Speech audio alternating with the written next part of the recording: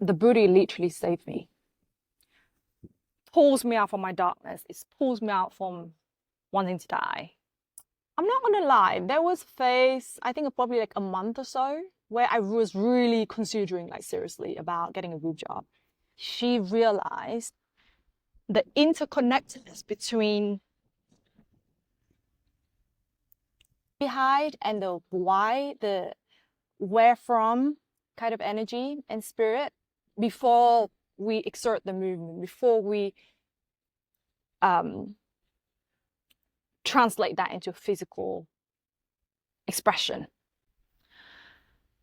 And it took me and this client 4 sessions of going into emotional wounds, a lot of somatic release, meditation, breath work, and then 2 sessions at the gym to finally come to a point where she realized during the moment where she's pushing really hard at the gym and working on glutes, and she had a massive realization of how much self-worth she attached to her booty in her past relationship. And she texted me very late last night, beautiful realization that how in that relationship, a lot of the self-worth and love that she was seeking from her ex-partner, her ex-boyfriend, is based on how big or how beautiful her booty is. So there was this huge tension and conflict within herself to get to the gym and training her body, training her glutes, and it triggered a lot of her negative emotions while we're doing this circuit at the gym. This is what I mean by HOLIFIT. It's not just the physical. It's not just the emotional healing. It's not just the relationship. Everything is intertwined. And through the doorway of the body, through the vessel of the physical, through movements, we melt the trauma stored in the body. We dissolve and we soften all these numb and this association that we stored from ages ago. And because why I love fitness and why I love resistance training, weight training so much is because you have to be absolutely present in the moment. And that quality of presence and devotion and completely being in the body translate to the ability to cultivate awareness in other domains within yourself. So because the way I coach with booty training is probably a lot different than other coaches, female coaches, which, I mean, I love physical focus classes. I go to all of them. But I think my approach works a lot with the mindset and the self-talk and the momentum and the energy behind and the why, the where from kind of energy and spirit before we exert the movement, before we translate that into physical expression. I will show you a little clip where I took during that session with my client before she doing leg press. Just I am more concerned, I'm more interested into how I cultivate the quality of the energy into each gym exercise or each workout at the gym, rather than just the actual doing of the movement, because I think that's where a lot of untapped potential and the interconnectedness between the physical movement and the undercurrent psyche, spiritual psyche. And if you can bring these two into harmony, it can really be a healing source. It can be really powerful in transmuting unstuck energy and transforming energy into higher level of consciousness. So what she realized was that, so I'm going to jump on and actually going to modify her training. And also another thing is, as coaches, as healers, what is your ability to attune? I see a lot of these Instagram coaches and these new age healers and influencer. They go and they learn some step and method, and they think they're an expert, and they just, if you're doing these steps, it has its time and place.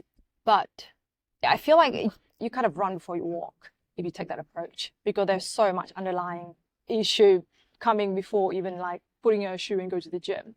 Just as the case of my client is an example, why there's been so much resistance to training the glutes, and even though this is something that she desired the most.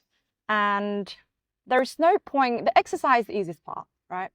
Your relationship with what you're doing will run the show, and it's intertwined. So even though it looks like we're at the gym and we're having this session on just the physical and doing the movement, there's so much healing as we go along. And there's realization even after we do a leg press, even after we do a hip thrust, even after we're lifting weight. And it seems like it has nothing to do with the weight or the gym scenery at all. And this is how everything's weaving together. And this is how healing is interdimensional. And you can't just focus on one thing. We have to realize that everything is interconnected, and there are layers to healings, and there is a way for healing. I think that's the main message that I want to send to all of you who's interested in more expansion and more growth and more healing. I myself still trying to figure it out. I mean, right now I'm using my feet to hold the tripod, to hold the camera so it doesn't fall, and so I can record this video. I'm figuring things out as someone who wanna share my life and experiences through YouTube, right? Or making a YouTube video. But I think just the ability to just stay open and be curious about what comes up in the moment, and see that how everything in the universe, externally and internally, are always trying to find a way to align with each other to help you heal. So with regard to my client case, originally we have an extensive plan to really focus on body, shredding and building glutes. But I told her that until we get to the root of the problem of why there is resistance to this booty training and the relationship with the glutes, because it's associated with certain narrative and certain negative experiences from the past relationship, we have to unpack all of these things before you actually can come in with a completely open and neutral to give it all of your energy and to transform your physique, not just externally, but internally and beyond. I think there are periods myself where the booty literally saved me. I had a really dark episode around 2020 and 21. I was in the middle of my breakdown, and there were so many times I thought of leaving the planet. I just didn't see any point of living. I was just deep in depression. And I just knew that it was locked down, and it was just me and my body in my room, right? And there's two things happened. First of all, my mom, out of all the things that I was going through, my mom said to me, I'm very disappointed that you're my daughter and you don't have an ass. It sounds very silly in English, but in Vietnamese, like. And then I watched, it was very random, it was during lockdown, but I watched Shakira and J-Lo during the Super Bowl halftime, and just the way they move with the music and their hips and the movement and their energy, that was the day I started to, actually that was the day I decided I'm not going to die. I'm going to work on my glutes. And what my advice for you, to anyone who's going through a tough time and who's feeling lost and don't know what to hold on to, on what's the meaning of life, and you get thrown into this huge existential crisis and you want to just kill yourself and you feel like so alone, start with the physical. You want to start with something. My mentality back then was, okay, I need to bloody hold on to something is tangible, physical, and something that I can be completely in control of. Something that is completely within my sovereign power. And that's your body. And I don't care if it's your arms or your chest or your legs or your abs or your glutes. Pick something and explore your relationship with it and get stronger and get fitter. For me, that was the glutes. I think partly because my mum, she's Vietnamese, but I don't know why she got like Latina body shape. She got beautiful boobs and butts. And because every day it was just me on my mat in my room trying to figure out ways to not die and something positive to look forward. It's something that I can see progress. And I never stopped since. It's been my best friend, and it's also kind of my teacher, if you know what I'm saying. What I mean by that is, so my relationship with glutes start with as being my savior. So it pulls me out from my darkness. It pulls me out from wanting to die and work on and start working on myself. And then after glutes, I work on my other part, I work on my upper body stronger, breathe, like all of that. And then I noticed I went through a phase of, because I built this such a structure, such a routine, and such discipline around glute training, that it just became very rigid. Example, like if I miss out a workout, I would literally feel anxious and not good. First thing, wake up in the morning, I need to go and train my glutes. And that's how I know that I'm starting to get into the cycle of a very anxious attachment to my booty training. And then so the booty took me again on this journey of facing my other side, which is my attachment to a certain look, my attachment to a certain image or certain way that I want people to perceive me, or certain physique that I feel like I only look good if I have that. And what can I say to you? What can I say?